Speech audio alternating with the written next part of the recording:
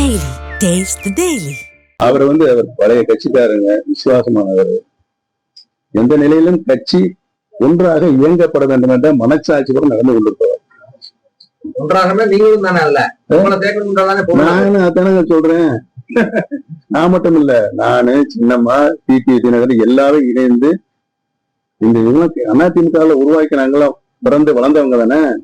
அதனால சொல்றேன், எல்லாரும் ஒண்ணு சேரும் போது ஒண்ணு சேர்ந்தாதே ஜெயிக்க முடியும்னு சொல்றேன். அதெல்லாம் ஒண்ணு சேர முடியாது, நான் ஜெயித்து காட்டுவேன்னு. இப்ப என்னாச்சு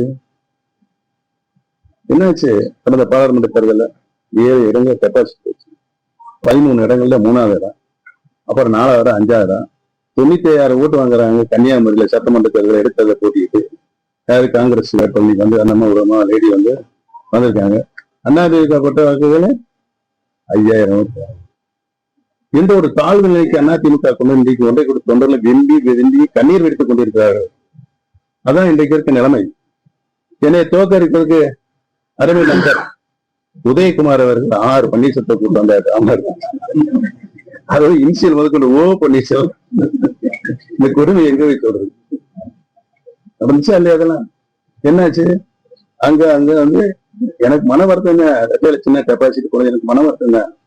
ஏன்னா இந்த ரெட்டையில சின்னத்துல நின்று நகர்மன்ற தலைவராக இருக்க 5 தேர்தலில் தொடர்ந்து சட்டமன்ற உறுப்பினர், மந்திரி, முதலமைச்சர், இப்படிப்பட்ட ஒரு இயக்கத்தின் மூலமாக வளர்க்கப்பட்டனா என்னை இரட்டையிலே எடுத்து இருக்கக்கூடிய வாய்ப்புகளை அவங்க உருவாக்குனாங்க. நான் சரி பலாப்பழ சின்னத்தில் நான் போய் நின்றுக்கிறேன் அப்படின்னு சொல்லிட்டு அங்க போய் நின்று 22வது சின்ன 2வது மிஷினு தோற்கடிப்பதற்கு பல்வேறு பன்னீர்செல்வங்கள் தமிழ்நாடுல இருந்து வரைக்கிறதுக்கு போட்டு அங்க நிப்பாட்டினாங்க. என்னாச்சு? அவங்களே டெபாசிட் கிடையாது. பதிவான வாக்குகள் 10 லட்சம் ஓட்டுங்க. அதில் 33% வாக்குகள் நான் பெற்றிருக்கிறேன். 28, 29, 30% வாங்கி ஆளுங்கட்சியான வரலாறுலாம் இருக்கு. 52 இருந்து இன்னைக்கு நிலைமை அதே. நாங்கெல்லாம் வந்த தொண்டர்லாம் அதான் பறக்குறாங்க. ஏன்னா வத்தல கொண்ட ஆறுமுகம் போன்ற தியாகிகள் உயிரை கொடுத்து பட்ட பகுதி திண்டுக்கல் நாடாளுமன்ற இடைத்தேர்தலில் படுகொலை செய்யப்படல. இந்த மாதிரி உயிர் புலி வாங்கியாச்சு.